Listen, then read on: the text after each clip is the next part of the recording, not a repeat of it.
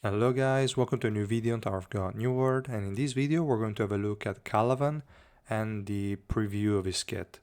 We're going to read just the description, we're going to look at the video, and then we're going to talk about how this unit could place himself in the current meta, let's say, of the game, and how, like, with which kind of unit we could expect him to synergize and stuff like that. Just a brief discussion on this unit. Now, this unit is going to be green, kind of expected.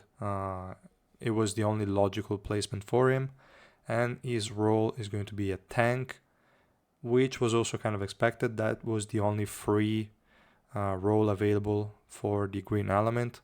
The SSR plus units already covered all the other 5, so it was kind of expected. It could have been a warrior too, but again, warrior, there is already Zahard, so it would have made any sense. And they decided to release him as a tank, which I agree makes sense. The implication of this is that this guy's damage is not going to be that high, his base attack is going to be low, and he's going to get attack increase obviously from the subnode in the revolution if we want to do so. But yeah, I will say that looking at the kit, it was already giving me Data Urek vibes, but I guess they did a better job, and we're going to look later at the actual descriptions. I would say for now we can just have a look at the video, and we'll just put it back here, and we can just have a look. Design wise, he's pretty cool. I think he's a bit younger than the one that we have in the manhwa, but yeah, AoE attack on the first active, this barrage of punches is pretty cool, and this special move is also pretty nice. I would say that like his design is solid. I think his animation were really well done.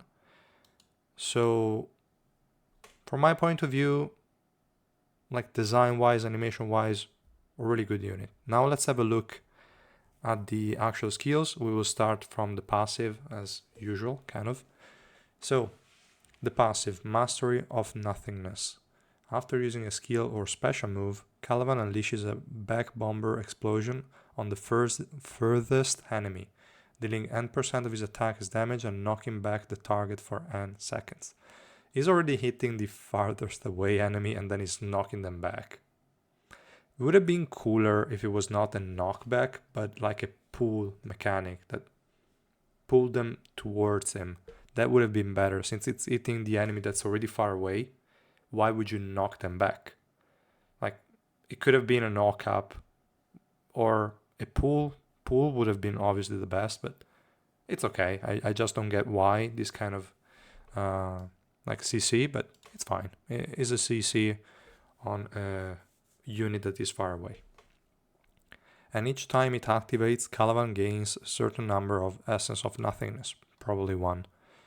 Each Essence of Nothingness lasts for a number of seconds, increases Kallavan attack by a percentage and defense by a percentage, and sets damage from incoming attack to N. This N, I'm pretty sure, is going to be 0, something similar to like Awakened Rock when he is in his special move. Once he receives an amount of damage that is less than a certain percentage of Kallavan's max HP, that damage is going to be nullified. And if the damage is above this percentage, so if it exceeds it, it's going to destroy 1 essence of nothingness and absorb the damage, which is again really similar to Awakened Rock. I would say pretty solid. I really like it. There is no restriction, like Awakened Rock has a 3-second cooldown on the passive, and it's only 100% of the time active when he's in his special move. But that's not the case for Kallavan, it seems. There is no internal cooldown. It will always nullify every attack that is below this threshold. We don't know how high this threshold is going to be. I don't think it's going to be a 30%. I'm more inclined towards a 20%. Maybe even if it's a 10, that sucks.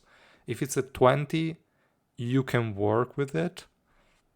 If it's 30 or more, that's pretty busted. If Kallavan receives damage exceeding, okay, yeah, I already read this one. When an essence of nothingness disappears, it reduces Kallavan's active skill cooldown by a number of seconds.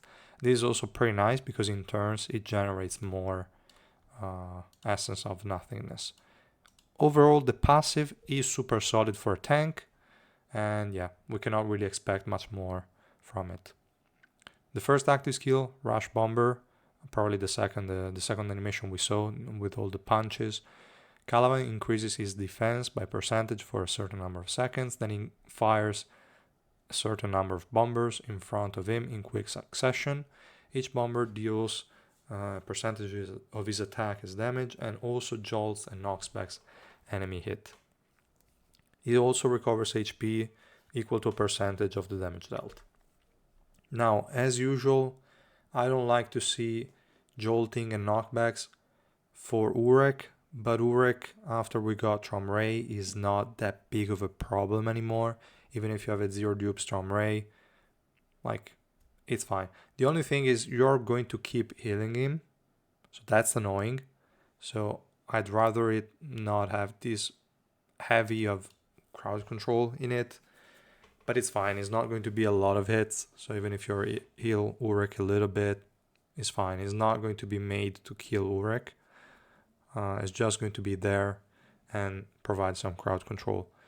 Unfortunately, it doesn't have any sort of provoke or anything like that, so that's kind of sad. But seems like it's going to be a pretty solid frontline unit.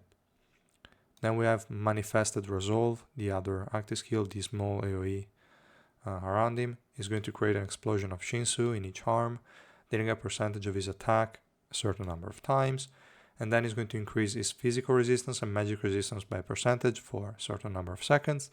Always nice to have additional resistances to protect from that, like resistance reductions and also pierce, so it's nice to have.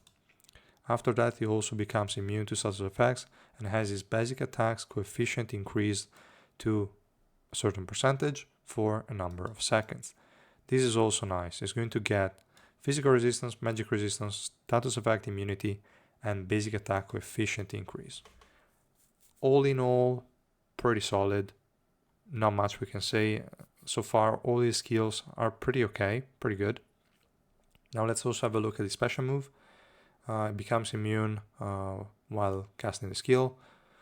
Gathers strength in his fist and then unleashes a powerful punch that deals a percentage of his attack as damage a certain number of time in an AoE. Jolting enemies with every hit. That's kind of okay, but again, not helpful against Urek. I don't even know why they designed Urek in a way that he gets healed every time he's affected by crowd control. Well, not affected, hit by a crowd control. That's crazy. But okay. When this attack is unleashed, the final hit is guaranteed to hit and stuns enemies hit for a number of seconds. The final hit also has physical pierce increased by percentage. Now, he has a lot of damage because we see multi-hit attacks in both his active skills and also the special move. He has a lot of crowd control in it, other than this one. Doesn't really have any crowd control, but the special move and the other active skill both have really good crowd control. So overall is a good unit. It can provide value for sure. We need to keep in mind that we already have a really good frontline unit in the green element, that is Tank and Dorsey. I don't think this guy is going to provide as great of a value as Tank and Dorsey in terms of like this guy so far, because we don't know anything about his exclusive equipment or his revolution, but he's not providing any debuffs on the enemies, just crowd controls. And it doesn't really provide any like grouping utility or any provoke or any way to draw attention from the enemies. All things that Endorsey has.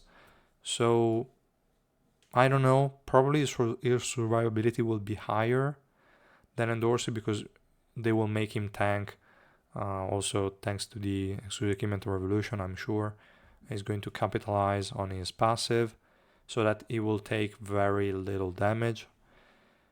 But his damage output will for sure be higher than an Endorsee. I just don't know by how much investment he will need. He has a pro, that is, he can run with what's the name of the new set with evasion? Alocasia. I don't know why it didn't come to mind. So yeah, he can run Alocasia and probably will be the best set for him because he can dodge attacks and then he can also boost his damage if relevant. If it's not relevant, then it's going to be a Sela unit again, most likely. But Asensio, sorry, not Asensio, Alocasia will have a good synergy with him because 99% this guy is going to be a physical, well, okay, no, 100% there is physical piercing here. So yeah, he's a physical damage dealer and he can work with Alocasia set, which could be interesting. Again, not much else we can say. I'm excited for him, but not too much. I would rather get a white soon than this guy. He's probably not going to be as essential for most units. I think it's going to be similar to an Asensio, as I mentioned before by mistake. But yeah, it's going to be similar to an Asensio, meaning it's going to be good, fully invested in, but it's not really going to be that crazy. And he also, as I mentioned, has replacement as a front, like for frontline units in the element itself with Duncan Dorsey, or just in general we have a Awakened Rock already that is a tank and has a similar-ish kit, kind of, not really, but yeah, I mean, I don't think this guy is going to be that impactful. I'm pretty sure it's not going to be as bad as Data Urek, that's for sure. I think it's going to be in the A plus S ranking, not much, I would say. Could go higher with full investment if he actually is busted with Executive and Revolution, but I don't know.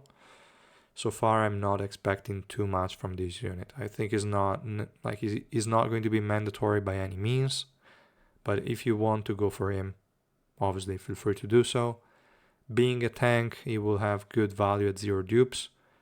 Well, that's not a guarantee because Data Urek sucks at 0 dupes, but looking at this kit already, he can be pretty tanky without investment, so his 0 dupes value could be interesting, but might not be that worth to just fully invest in him and go for Rainbow 5.